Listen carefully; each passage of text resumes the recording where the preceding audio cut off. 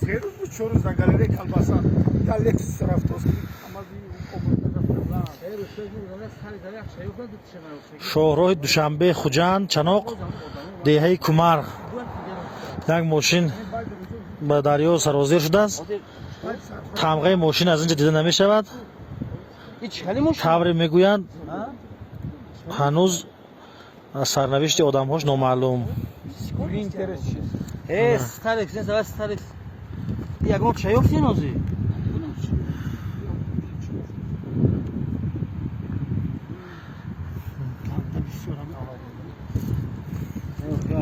احتیاط کردن در کن خواب رود خواب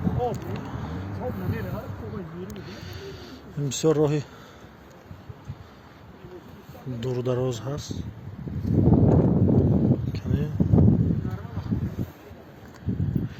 من نجات دهندگان هم ماشین و هم آدم کفتوسان خیر خداوند رفتگی هاش رحمت و مغفرت کنند.